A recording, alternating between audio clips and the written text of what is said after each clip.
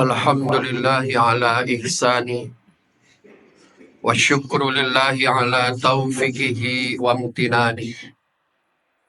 Ashhadu an la ilaha illallah wahdahu la syarika lah ta'ziman lisani wa ashhadu anna Muhammadan abduhu wa rasuluhu da'i ila ridwani. Wassalawatu wassalamu ala nabina wa rasulina Muhammadin wa ala alihi wa sahbihi wa man tabi'ahum bi ihsanin ila yaumil qiyamah. Qala Allah Ta'ala fil Qur'anil Karim, A'udzu billahi minasy syaithanir rajim. Wal baladut thayyibu yakhruju nabatuhu bi idzni rabbih. Walladzi khabutha la yakhruju illa nakida. Kadzalika nusarriful ayati liqaumi yashkurun. Al-ayat. Faya ibadallah, usi binafsi wa iyyakum bittaqwallah. Ittaqullah haqqa tuqatih wa la tamutunna illa wa antum muslimun. Masyiral muslimin sedang Jum'ah rahimakumullah. Tak henti-hentinya kita panjatkan puja puji syukur kepada Allah Subhanahu wa taala yang juga tak henti-hentinya melimpahkan karunia, rahmat dan keberkahannya, dan tentu saja juga lindungan dan maghfirahnya pada kita semua. Sehingga saat ini kita masih bisa melaksanakan kewajiban yang dititahkannya. Dan tentu ini pun karena petunjuk dan hidayah yang Allah berikan kepada kita semua. Hadirin jamaah rahimakumullah. Allah Subhanahu wa taala menyampaikan perintah-perintah dan petunjuk-petunjuk khususnya di dalam Al-Quran, ada kalanya dalam bentuk perintah secara langsung, juga larangan-larangannya serta petunjuk-petunjuknya.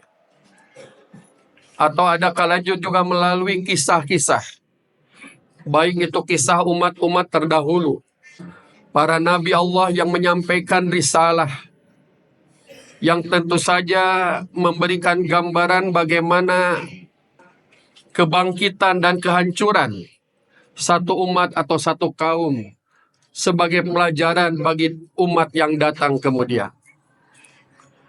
Dan di samping itu juga petunjuk dan pelajaran yang Allah berikan melalui Al-Quran, ada kalanya juga dalam bentuk perumpamaan atau yang dikenal juga dengan amsal. Nah, bentuk perumpamaan ini tiada lain agar apa yang disampaikan oleh Allah mudah dipahami oleh yang menerimanya, yaitu umat manusia. Karena kadangkala amsal itu memberikan gambaran kedekatan dari apa yang mereka amati sehari-hari. Jadi ketika Allah menyampaikan sesuatu perintah, terutama kepada umat manusia yang mungkin pada kondisi tertentu kadar pengetahuannya yang sangat kurang, atau boleh juga mungkin berpikirannya sangat lebih kepada hal yang sifatnya material atau fisik, maka dihantarkanlah dalam bentuk perumpamaan yang bisa mereka amati sehari-hari. Yang tentu di sana bukan hanya sekedar menyampaikan perumpamaannya itu, bukan itu tujuannya, tetapi makna yang di dalamnya adalah hikmah atau pelajaran yang harus diambil. Nah, salah satu di antaranya sebagaimana yang tadi bacakan di awal khutbah, Quran surat Al-A'raf surat ke-7 ayat 58. Allah memberikan gambaran tentang petunjuk dan hidayah atau ilmu. Dan hidayah diibaratkan dengan hujan dan tanah. Wal baladut thayyibu yakhruju nabatuhu biizni rabbih. Walladzina khabutha la yakhruju illa nakida. Kadzalika nusarriful ayati liqaumi yashkurun. Tanah yang baik, kata Allah. Al-balad di situ bisa kadangkala bermakna negeri atau kampung, tetapi juga bisa bermakna tanah. Nah, di dalam surat Al-A'raf ayat 58 ini, wal baladu dimaknai dengan tanah. Wal baladu thayyibu yakhruju nabatuhu biizni rabbi. Bahwa tanah yang baik itu akan melahirkan tanaman-tanaman yang baik pula dengan izin Tuhan. Walladzi khabusa la yakhruju illa nakida. Sementara kebalikannya, tanah yang jelek maka akan menumbuhkan tumbuhan atau tanaman-tanaman yang merana. Kadzalika nusarriful ayati liqaumi yashkurun. Yang demikian itu sebagai tanda oleh Allah ulang-ulangi tanda-tanda kebesaran itu bagi orang-orang yang bersyukur. Nah, hadirin jamaah rahimakumullah, sepintas tentu akan mudah kita menangkap pesan Allah ini. Apalagi diibaratkan dengan tanah yang tentu akrab dalam kehidupan kita. Sehari-hari kita injak tanah itu. Bahkan kita juga kelola tanah. Kita memperhatikan betul setiap saat tanah. Dan dari tanah tentu muncul tumbuh-tumbuhan, tanaman yang di sekitar kita. Dan bahkan dari tanaman itu juga buah-buahnya yang bisa kita petik, kita manfaatkan. Kita konsumsi. Nah, Allah gambarkan kalau tanah itu baik, tanah itu subur, sudah pasti. Terlebih apalagi nanti dikucuri dengan air hujan. Yang di ayat sebelumnya juga dijelaskan bagaimana air hujan itu turun. Bisa menghidupkan tanah yang kering. Di ayat 57. Yang itu juga gambaran bagaimana Allah bisa menumbuhkan atau menghidupkan sesuatu yang mati. Sebagai pelajaran bahwa tidak mustahil Allah nanti di yaumil mahsyar nanti menghidupkan orang yang sudah mati. Sehingga diibaratkan tanah yang gersang dilimpahi atau dicurahkan hujan di atasnya, maka tanah itu menjadi hidup kembali, menjadi subur kembali. Sehingga muncul tanaman-tanaman. Nah, munculnya tanaman di ayat 58 ini, itu tergantung tanahnya. Tidak semua tanah bisa menghasilkan tanaman yang baik.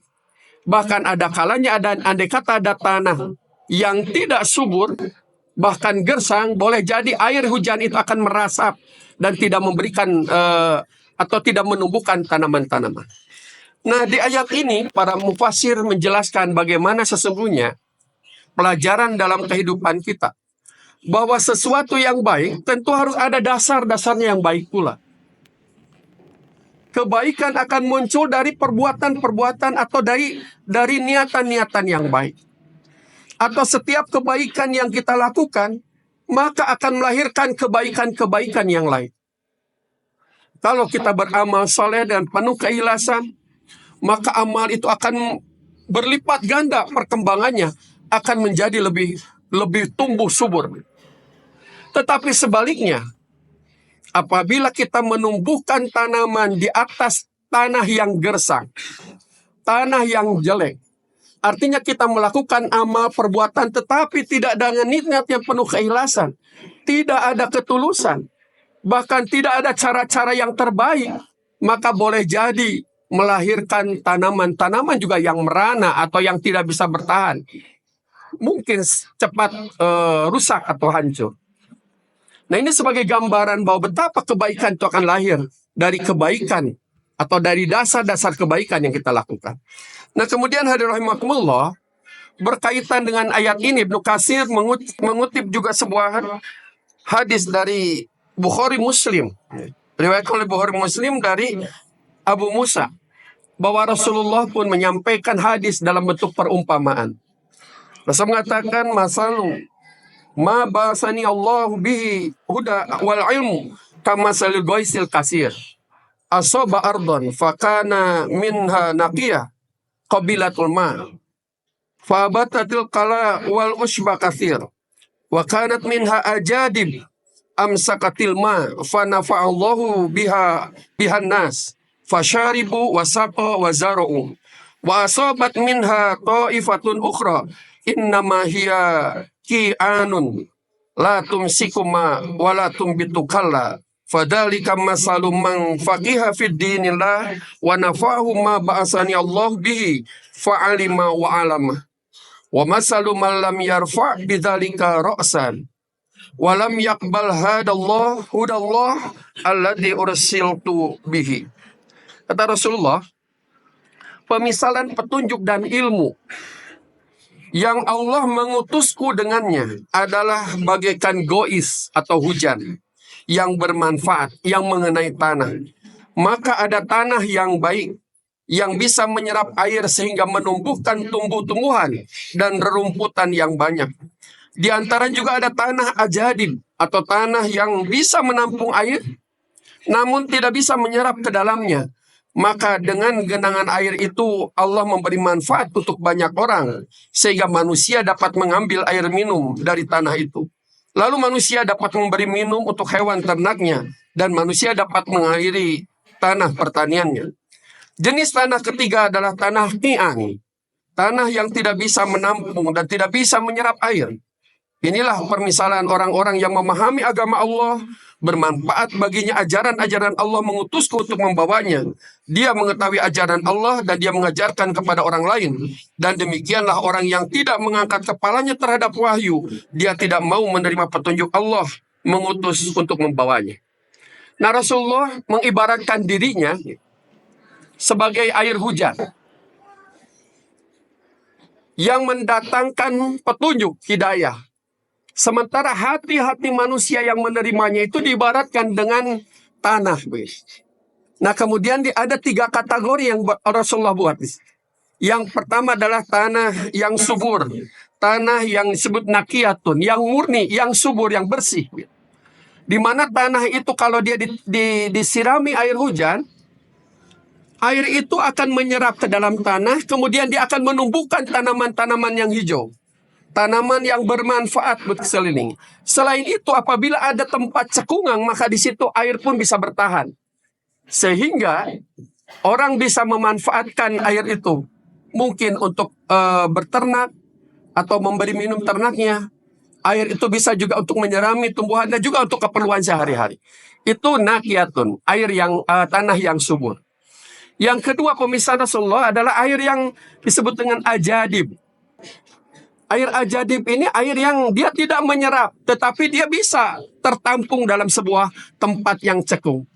Katakanlah seperti tanah yang berbentuk cadas, gitu, di mana di sekitarnya tidak bisa tumbuh tanaman, tetapi airnya bisa tertampung. Orang bisa memanfaatkan menurut hadis ini untuk memberi ternaknya minum, kemudian untuk menyiram tanaman dan sebagainya. Bisa dimanfaatkan airnya, tetapi airnya tidak memberikan dampak di sekitar kolam tersebut. Nah, sementara yang ketiga yang disebut qi'an. Nah, ini dia tidak menyerap, ya, tidak menumbuhkan, atau menyerap, ya, tidak bisa tertampung dan tidak menumbuhkan. Artinya dia tidak memberikan dampak atau pengaruh apa-apa. Nah, apa maksud daripada hadis tersebut dan pemisalan? Jadi pertama, ketika hidayah itu turun dari Allah, maka kesiapan kita manusia bisa beda-beda. Orang-orang yang berilmu, orang yang sudah menyambut hidayah itu, maka kesesuaian antara hidayah dengan ilmu yang di kita, itu yang disebut nanti taufik. Keselarasan antara kita dengan petunjuk Allah. Ketika selaras tubuh di dalam diri kita, jiwa kita untuk menerima petunjuk Allah, maka petunjuk itu akan memberikan kemanfaatan. Pertama, kemanfaatan bagi dirinya dan juga kemanfaatan bagi orang lain. Jadi ilmunya mendatangkan kebermanfaatan. Ilmunya akan mencerahkan orang lain, mengajak orang lain kepada kebenaran. Bahkan ilmunya juga tidak sebatas, tidak berhenti pada sekedar ilmu. Dia tidak hanya dikenal sebagai ilmuwan, tetapi juga ia praktekkan ilmunya dalam kehidupan sehari-hari. Mungkin tidak ada produk-produk ilmiah yang dilahirkannya, tetapi kajian ilmiahnya itu melahirkan amal. Seperti hanya Kiai Haji Ahmad Dahlan. Kita tahu Kiai Haji Ahmad Dahlan itu bukan manusia atau bukan sosok ulama yang melahirkan kitab-kitab besar. Tidak ada dalam sejarahnya kitab-kitab terkenal karangan Kiai Haji Ahmad Dahlan. Tetapi Ahmad Dahlan adalah manusia amal. Ayat demi ayat yang ia kaji, dia renungkan, kemudian melahirkan sebuah gerakan besar yang sekarang juga kita rasakan di Muhammadiyah ini. Bagaimana amaliyah menyata, melahirkan rumah sakit, melahirkan panti asuhan dan sebagainya, gerakan-gerakan sosial. Ahmad Dahlan tidak melahirkan kitab-kitab atau catatan-catatan ilmiah atau karya ilmiah. Tetapi bagaimana nyata dari apa yang ia kaji. Dan kita tahu bagaimana Kiai Haji Ahmad Dahlan berguru beberapa ulama. Bahkan dia ke Mekah sampai 2 kali. Datai ulama besar di Mekah. Tentu ilmunya tidak bisa kita katakanlah, kalaupun dibandingkan dengan ulama besar, Ahmad Dahlan jauh juga menguasai ilmu. Tetapi ilmunya benar-benar mendatangkan kemanfaatan. Inilah barangkali yang oleh Allah disebut dengan tanah nakiyah. Tanahnya dia siap jiwanya bersih menangkap ilmu Allah, hidayah Allah, selaras dengan keusahanya untuk meningkatkan ilmu, sehingga melahirkan amalan-amalan yang besar. Sementara Rasulullah mengibaratkan yang kedua dengan tanah ajadib.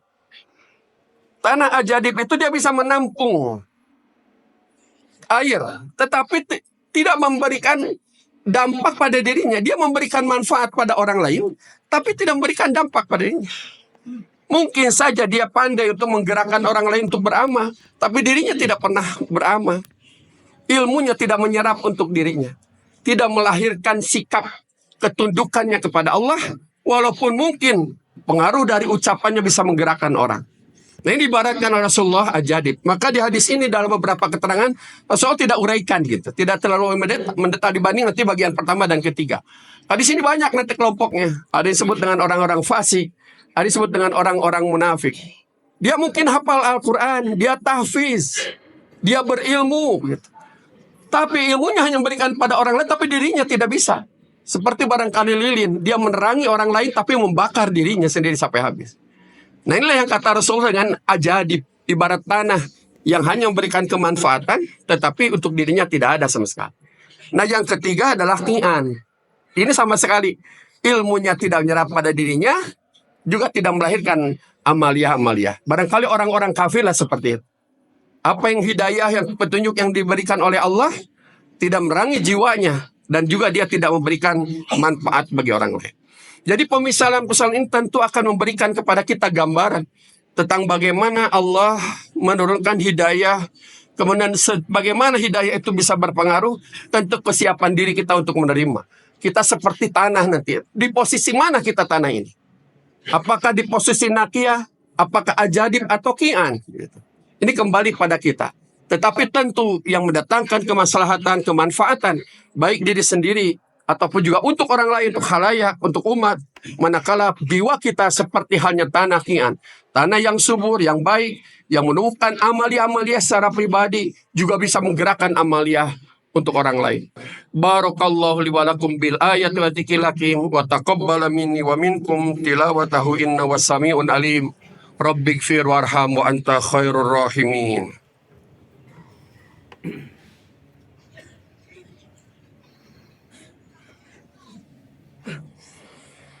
Alhamdulillahilladzi hadana lihada wa ma kunna linahtadiya laula an hadanallah. Asyhadu an la ilaha illallah wahdahu la syarikalah wa asyhadu anna Muhammadan abduhu wa rasul. Allahumma salli wa sallim ala nabiyyina wa rasulina Muhammadin wa ala alihi wa sahbihi ajmain. Hadirin sidang Jum'ah rahimakumullah.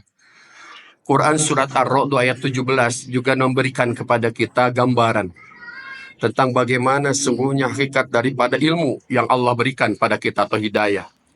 Allah mengibaratkan anzala minas sama'i ma'an fasalat audiyatun biqadariha fahtamala sailu zabada rabiya wa mimma yuqiduna alaihi fin nari batigha'a hilyatin aw mata'in zabadu mislu kadzalika yadribullahu al-haqqa wal batil fa amaz zabadu fayadhhabu jufaa wa amma ma yanfa'un nas fayamkusu fil ardh kadzalika yadribullahu al-amsal. Dia telah menurunkan air dari langit, lalu mengalirlah air itu di lembah-lembah sesuai dengan kadar ukurannya.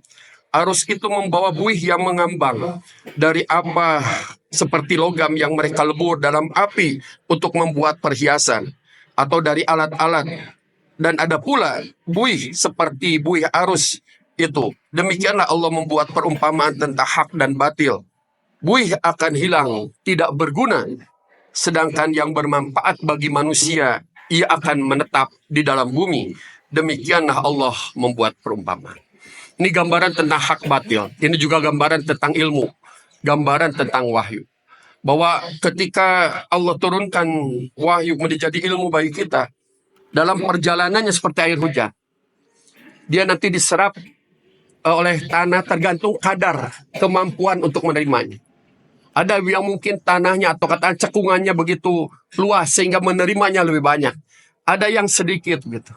Dan ada yang pertengahan. Artinya tergantung kadar diri kita, ilmu kita tadi. Kemampuan kita untuk menangkap hidayah Allah. Nah, tetapi dalam proses perjalanannya ketika air itu turun, tetapi kemudian itu mengalir kembali ke lembah-lembah menjadi sungai-sungai. Maka yang tadinya air itu bersih, air hujan itu kan pasti bersih. Dia murni. Ya. Ketika turun itu bersih.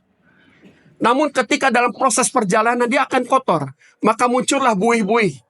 Ibarat orang, kata Allah digambarkan yang membuat katakanlah seperti penyipu emas gitu ya. Pasti ketika dia membersihkan sampai menjadi emas yang murni, itu pasti ada busa atau buih-buihnya di sekitarnya. Dan buih-buih itu tidak memberi manfaatan. Atau juga sungai ketika melalui proses tadi, kotoran masuk ke dalamnya. Dan kemudian nanti muncullah buih-buih. Buih itu boleh jadi membunuh.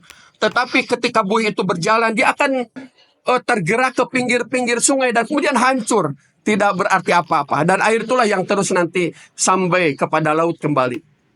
Artinya bahwa dalam perjalanan sebenarnya akan muncullah kebatilan-kebatilan tengah kita. Tapi Allah jamin kebatilan itu akan lenyap. Sebab nanti yang bertahan itu adalah yang memberikan kemanfaatan. Fa amma zabadu fayadhabu jufa'a wa amma ma yanfa'un nas fayamkusu fil ard. Adapun buih kata Allah akan hilang sebagai sesuatu yang tidak memberikan kemanfaatan. Sementara sesuatu yang memberi kemanfaatan bagi umat manusia ialah akan bertahan.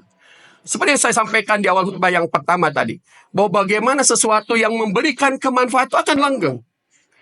Andai kata ada organisasi, ya ormas atau apapun termasuk partai, kalau dia memberikan kemanfaatan bagi manusia, dijamin itu langgeng. Tetapi apabila ada dan keberadaannya tidak memberikan kemanfaatan, kemaslahatan, itu akan hancur dengan sendirinya. Seperti halnya buih, dia mungkin menggunung begitu besar, tetapi fa'amaz zabadu fayadhabu jufa, dia akan hancur. Buih itu tidak memiliki kekuatan apa-apa, dia akan hancur, akan hilang dengan sendirinya, akan lenyap. Tetapi kata Allah, wa amma ma yanfa'un nas fayamkusu fil ard. Setiap orang-orang yang memberikan kemanfaatan bagi manusia, ia akan langgeng kemanfaatannya. Percayalah, setiap apapun kalau kita buat untuk memberikan kemaslahatan bagi umat, itu akan bertahan. Karena Allah lah yang memberikan jaminan. Dia akan memberikan kemaslahatan, dia bermanfaat, dan Allah jaga kemanfaatan itu. Nah, oleh karena itu amalia-amalia kita sebagai hasil daripada ilmu yang Allah berikan, hidayah yang klop dengan ilmu yang kita pelajari, kemudian melahirkan amal soleh, itulah yang nanti akan memberikan kemanfaatan bagi kehidupan kita dan bagi orang lain. Dan mudah-mudahan Allah juga membimbing kita termasuk orang-orang yang bisa menangkap atau menerima hidayah Allah. Kemudian hidayah itu memberikan kemanfaatan bagi diri kita. Semakin tinggi derajat kita di sisi Allah, tapi juga memberikan kemanfaatan di tengah-tengah kehidupan manusia. Allahumma sholli ala Muhammad wa ala alihi wa sahbihi ajma'in. Amin ya mujibas sa'ilin. Rabbana ighfir lana dhunubana wa israfana fi amrina.